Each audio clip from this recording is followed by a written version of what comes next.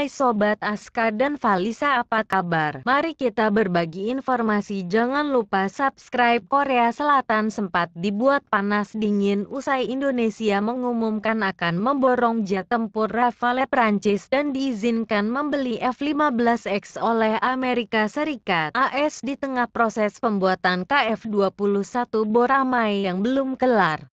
Seperti kita tahu, pada tanggal 10 Februari tahun 2022 lalu, Indonesia menjadi sorotan lantaran mengumumkan akan memborong 42 unit jet tempur Rafale Prancis dan digadang-gadang akan membawa pulang 36 F-15X dari AS, padahal KF-21 Boramai belum juga kelar dibuat. Meski mampu membeli F-15X AS dan Rafale Prancis, Indonesia rupanya sempat mengalami kendala pembayaran proyek KF-21 Boramai ke Korea Selatan. Setelah tahu TNI AU dibelikan jet tempur Rafale Prancis, rakyat Korea Selatan jadi ketar-ketir soal pembayaran tunggakan proyek KF-21 Boramai.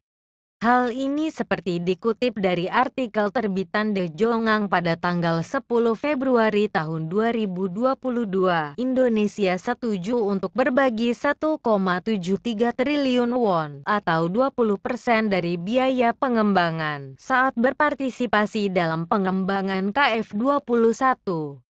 Namun, mereka hanya membayar 220 miliar won, termasuk biaya awal, dan kontribusi sebesar 800 miliar won, yang tertunda hingga akhir tahun lalu karena kesulitan ekonomi, tulis Da Jongang.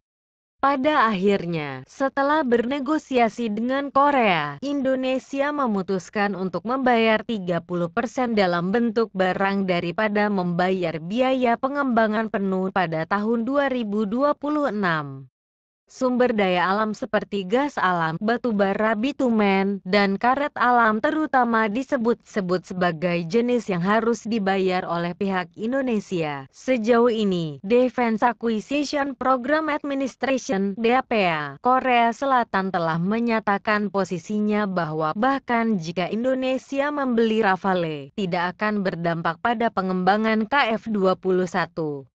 Seorang pejabat DAPA mengatakan kepada Jongang Ilbo pada tanggal 10, pengenalan pesawat tempur Rafale adalah proyek untuk memperkuat kesenjangan kekuatan Angkatan Udara Indonesia, lanjut The Jongang dalam laporannya. Sebagai syarat pengembangan bersama KF-21 Boramai, Indonesia harus membayar 1,6 triliun won atau 20% dari total biaya proyek ke Korea Selatan sebagai kontribusi pada tahun 2026. Namun, sejak pelaksanaan proyek jet tempur KF-21 Boramai pada tahun 2016, hanya 227,2 miliar won yang telah dibayarkan Indonesia, dan pada tahun lalu, jumlah tunggakan kontribusi ke Korea Selatan adalah sebesar 800 miliar won. Sebelumnya, Kementerian Pertahanan Republik Indonesia telah memberitahu Komisaris Kang, mohon bersabar sedikit karena kami sedang menunggu persetujuan anggaran dari Kementerian Keuangan tentang tunggakan. Administrasi Program Akuisisi Pertahanan Korea